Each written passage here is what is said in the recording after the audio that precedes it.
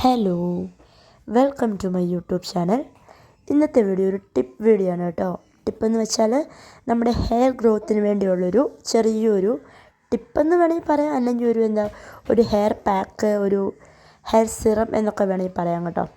അപ്പം ഞാനിത് ഉപയോഗിച്ച് തുടങ്ങിയിട്ട് അധികം ദിവസമായില്ല, പക്ഷേ കുറഞ്ഞ ദിവസത്തിനുള്ളിൽ തന്നെ എനിക്ക് പെട്ടെന്ന് കിട്ടിയ റിസൾട്ട് ഭയങ്കരം തന്നെയായിരുന്നു. അപ്പം ഞാൻ വിചാരിച്ചത് നിങ്ങൾക്കും കൂടി ഒന്ന് ഉപകാരമായിക്കോട്ടെ. ഇത്രയും നല്ലൊരു സംഭവം അറിഞ്ഞിട്ട് അത് ചെയ്ത് നോക്ക്. റിസൾട്ട് കിട്ടിയിട്ട് അത് പറഞ്ഞു തരാതിരിക്കുന്നത് ശരിയല്ല ഒരു യൂട്യൂബ് ചാനലുള്ളപ്പോൾ. അതുകൊണ്ടാണ് ഞാൻ നിങ്ങൾക്കും കൂടി ഷെയർ ചെയ്യുന്നത്. അപ്പം ആർക്കെങ്കിലും മെയിനായിട്ട് നിങ്ങൾ ഈ വീഡിയോ ഫുള്ളും സ്കിപ്പ് ചെയ്യാതെ കാണാൻ ശ്രമിക്കുക. കാരണം ഞാൻ ഈ പറയുന്ന ഓരോ കാര്യത്തിലും ഓരോ പോയിൻ്റ് ഉണ്ട്. അതുകൊണ്ടാണ്. മാത്രമല്ല, സ്കിപ്പ് ചെയ്ത് കണ്ടു കഴിഞ്ഞാൽ തന്നെ ഞാനീ കാണിക്കുന്നത് നിങ്ങൾക്ക് മൊത്തം മനസ്സിലാകാതെ പോകും. അതുകൊണ്ടാണ് ഞാനിപ്പം ഒരു പാൻ വെച്ചിട്ട് അതിലേക്ക് നമ്മുടെ 2 സ്പൂൺ തേയിലപ്പൊടി, നമ്മൾ ചായ ഇടുന്ന തേയിലപ്പൊടിയില്ലേ, അത് 2 ഗ്ലാസ് വെള്ളത്തിൽ തിളപ്പിച്ചെടുക്കുകയാണ്. തിളപ്പിച്ച് വറ്റിച്ച് കുറുക്കിയെടുക്കണം. വറ്റിച്ചെടുക്കുക എന്ന് പറഞ്ഞാൽ നന്നായിട്ട് കുറുക്കിയെടുക്കണം. അതപ്പം ഞാനവിടെ തിളയ്ക്കാൻ വെച്ചിട്ടുണ്ട്. ആ ഒരു ഗ്യാപ്പിൽ ഞാൻ ഒരു സവാള, ഇത്തിരിയേറെ കറിവേപ്പില, 1 2 നിങ്ങളുടെ മുടി എത്രയുണ്ടോ നിങ്ങളുടെ മുടിയുടെ വോളിയം അനുസരിച്ചിട്ട് നിങ്ങൾക്ക് എടുക്കാം. അപ്പം ഞാനൊരു അത്യാവശ്യം വലിയൊരു സവാള എടുത്തു. പിന്നെ കുറച്ചേറെ കറിവേപ്പില, നമുക്ക് നല്ല നാടൻ കറിവേപ്പില കിട്ടിയിട്ടുണ്ട്. അതുകൊണ്ട് തന്നെ ഞാൻ ഇത്തിരിയേറെ ഇടുന്നുണ്ട്. കറിവേപ്പില മുടിക്ക് ഏറ്റവും നല്ല ഒരു പ്രോഡക്റ്റാണ്.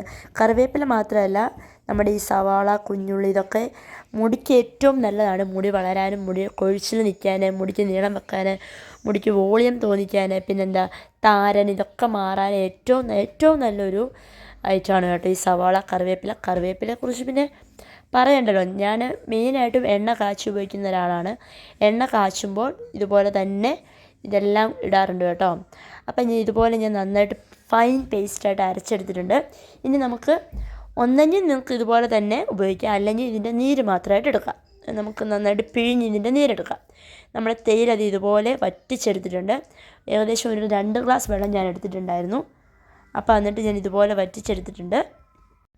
ഇനി ഞാൻ ഒരു പ്ലേറ്റ്, ഇതുപോലെ ഒരു ബൗൾ എടുത്തിട്ട് ഇതിലേക്ക് ഞാൻ ആ തേയില, പിന്നെ നമ്മൾ മുമ്പേ അരച്ച് വെച്ച സാധനമില്ലേ, ഇതുപോലെ ഒന്ന് അരിച്ചെടുക്കുകയാണ് കേട്ടോ.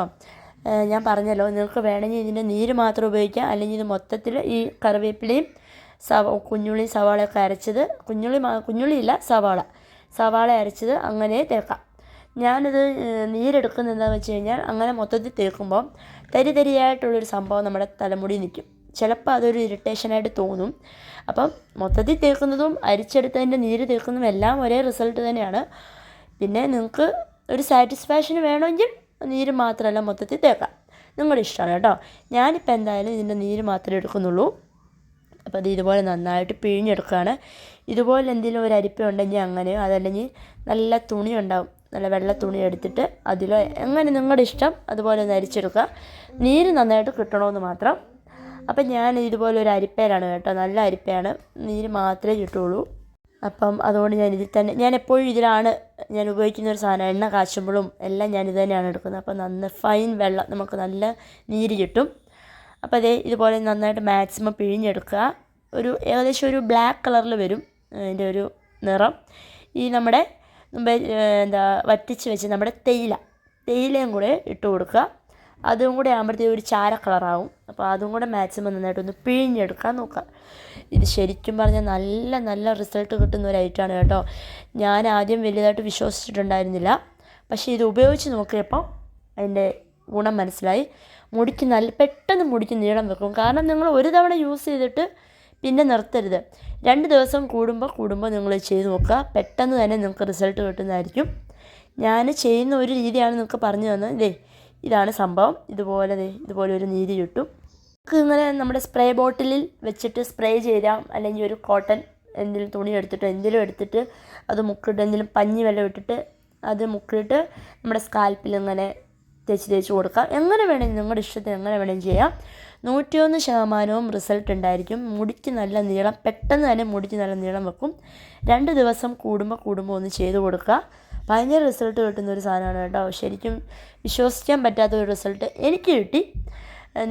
പിന്നെ ഇത് ഇങ്ങനെ ചെയ്തെന്ന് വെച്ച് ഒരു ദോഷമോ ഒരു സൈഡ് എഫക്റ്റും ഒന്നും തന്നെ വരില്ല. അത് നിങ്ങൾ പേടിക്കുകയേ വേണ്ട. നല്ല റിസൾട്ട് കിട്ടും, ഉറപ്പായിട്ടും കിട്ടും. നിങ്ങളൊന്ന് ട്രൈ ചെയ്ത് നോക്കുക. ട്രൈ ചെയ്തിട്ട് വീഡിയോ ഇഷ്ടമായാൽ നിങ്ങൾ കമൻറ്റ് അറിയിക്കുക. ട്രൈ ചെയ്തിട്ടുള്ളവരുണ്ടെങ്കിൽ ഒന്ന് കമൻറ്റിൽ അറിയിക്കുക. വീഡിയോ ഇഷ്ടമായി മറക്കാതെ ലൈക്ക് ചെയ്യുക. ഇതുപോലുള്ള വീഡിയോസ് വേണമെങ്കിൽ, ഹെയർ ഗ്രോത്തിൻ്റെ വീഡിയോസ് വേണമെങ്കിൽ നിങ്ങളൊന്ന് കമൻറ്റ് ചെയ്താൽ മതി കേട്ടോ.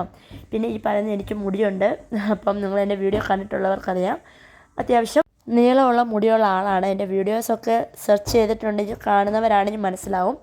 അപ്പോൾ ഹെയർ ഗ്രോത്തിൻ്റെ ഇതുപോലുള്ള വീഡിയോസോ ടിപ്പോ എന്തെങ്കിലും ഹെയർ പാക്കോ അങ്ങനെ എന്തെങ്കിലും വേണം എന്നുണ്ടെങ്കിൽ നിങ്ങളൊന്ന് കമൻറ്റിലൂടെ അറിയിച്ചാൽ ഉറപ്പായിട്ടും ഹെയർ ഗ്രോത്തിൻ്റെ ഒരു വീഡിയോ ഞാൻ ചെയ്യുന്നതായിരിക്കും. എന്തായാലും നിങ്ങൾ ഇതൊന്ന് ട്രൈ ചെയ്ത് നോക്കുക, ഉറപ്പായിട്ടും റിസൾട്ട് കിട്ടും, നിങ്ങൾക്ക് ഇഷ്ടമാവുകയും ചെയ്യും.